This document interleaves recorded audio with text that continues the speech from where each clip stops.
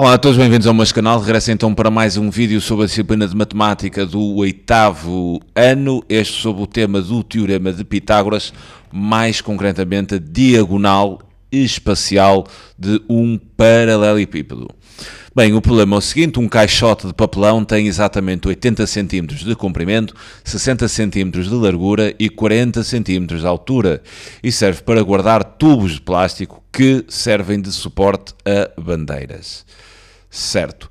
Mostra que o comprimento máximo que deve ter o tubo de plástico, de modo a ser colocado no interior do caixote, é igual a 20 vezes a raiz quadrada de 29. Bem, como é que nós podemos resolver esta questão?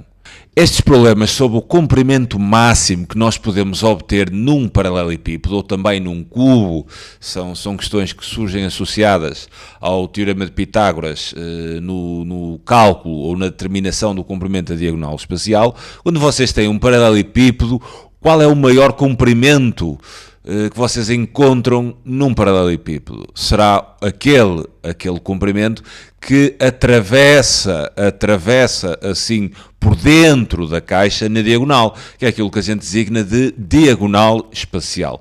Eu vou representar assim aqui uma sugestão de diagonal espacial. Seria, por exemplo, deste vértice, né, assim por dentro, daí colocar atrachado para dar a ideia que nós estamos a penetrar por dentro do paralelepípedo até ali.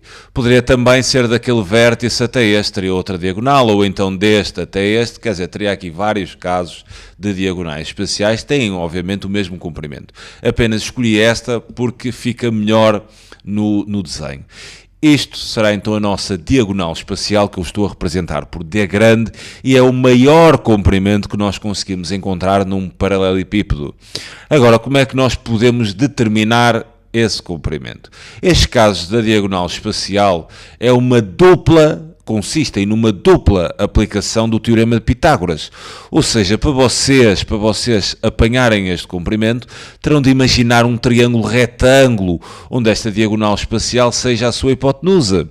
E o triângulo que eu poderia imaginar seria este, né? Onde esta diagonal espacial fosse a hipotenusa, depois esta medida fosse um cateto e depois, quer dizer, o outro cateto, de forma a que o triângulo fosse retângulo, teria de ser este. E este último cateto que eu designei aqui é aquilo que nós chamamos de D pequeno, ou aquilo que eu chamei de D pequeno, que será a nossa diagonal não espacial, mas sim facial. Agora, atendendo às medidas que a gente tem, vou colocar aqui, nós temos o comprimento é 80 cm, será aqui, sabemos então que a largura é 60 cm, ok, será assim ali, e sabemos ainda que a altura é 40 cm, será assim aqui. Reparem que nós, por exemplo, para fazermos o cálculo já neste triângulo que eu designei amarelo, não poderíamos aplicar o Teorema de Pitágoras porque nos falta a diagonal espacial, mas isso tudo bem é o que pretendemos. Temos aquele cateto, está tudo, mas não temos o comprimento desta diagonal facial. Então temos que imaginar um segundo triângulo de forma a determinar este comprimento da diagonal facial, ou seja, envolvendo esta diagonal facial assim, num segundo triângulo. Essa diagonal facial seria a hipotenusa desse triângulo e eu construiria o triângulo assim por aqui, este, onde ele é aqui retângulo, né? E a hipotenusa desse triângulo seria a minha diagonal facial. Então eu vou aplicar o Teorema de Pitágoras a este triângulo aqui laranja em primeiro lugar, determinar o comprimento da diagonal facial e só depois ir àquele triângulo para saber a diagonal espacial. Este tipo de exercícios é sempre bater nesta estratégia. Então vou aplicar o Teorema de Pitágoras a este triângulo cor de laranja. Terei então a hipotenusa deste triângulo, que é a minha diagonal facial ao quadrado, que será então igual à soma dos quadrados dos catetos. Terei então assim 80 ao quadrado mais 60 ao quadrado e vou fazer os cálculos.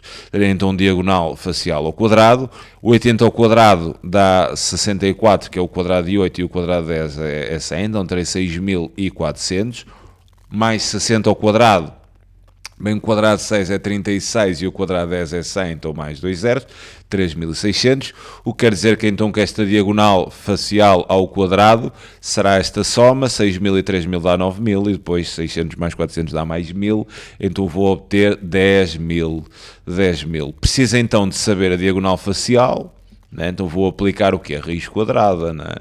Raiz quadrada de 10.000 é exatamente igual a 100 centímetros. Quer dizer, então já descobri aquela diagonal facial.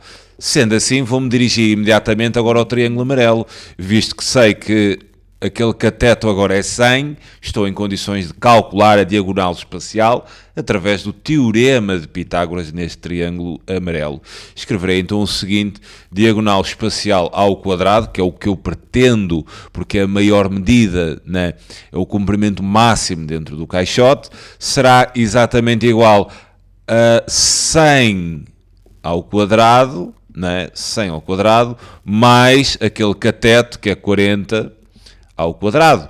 O que quer dizer então que esta diagonal espacial 100 ao quadrado há de ser exatamente igual a 10.000, mais 40 ao quadrado, 4 ao quadrado é 16, e o quadrado de 10 dá 100, ou seja, mais 2 zeros. Oi, volta ali o quadrado, não é? Então quer dizer que esta diagonal espacial ao quadrado será 10.000 mais 1.600, ou seja, 11.600. Mas eu não quero ao quadrado, né? Eu quero a diagonal espacial, está tudo, né? Passo o quadrado para a raiz quadrada, mais ou menos, mas como estamos perante medidas, é obviamente que é sempre positiva. O que quer dizer que a minha diagonal espacial há de ser simplesmente a raiz quadrada de 11.600, isto em centímetros. Bem, a questão estaria resolvida, no entanto, quer dizer, está a raiz de 11.600 e ali não aparece. Parece que não é a mesma coisa. Será que cometemos algum erro? Não. O que vocês têm que fazer aqui agora é simplificar este radical, ou seja, simplificar a raiz, e na simplificação nós vamos ter exatamente aquele comprimento que eles nos pedem para a gente mostrar. Então, se temos que mostrar, temos mesmo que chegar àquela medida. Agora é pegarem aqui na raiz e simplificar. Como é que nós fazemos isso? Já fizemos em casos anteriores, não é? Vamos pegar então no radical, ou no radicando, peço desculpa, ou seja, no que está dentro da raiz, e vamos decompor em fatores primos. Então teríamos 11.600 e vamos decompor 11.600 em fatores primos.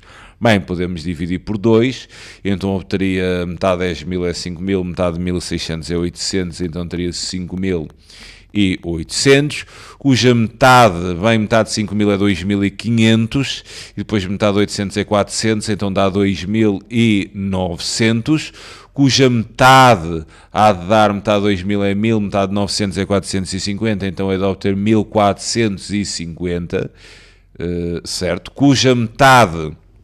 Bem, metade de 1.400 é 700, metade de 50 é 25, então irei de obter 725. Agora já não posso continuar a dividir por 2, mas visto que o número acaba em 5, posso dividir por 5, não é?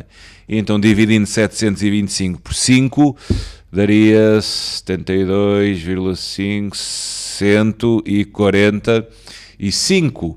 Podia voltar a dividir por 5 e obteria então 29. E visto que 29 é um número primo, só poderia dividi-lo por 29 e o resto seria 1.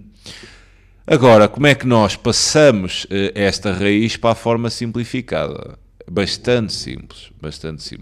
Se tivermos raiz de 11.600 e observando a decomposição que fizemos, nós agora vamos fazer parzinhos, né, de números nos fatores que compõem a decomposição.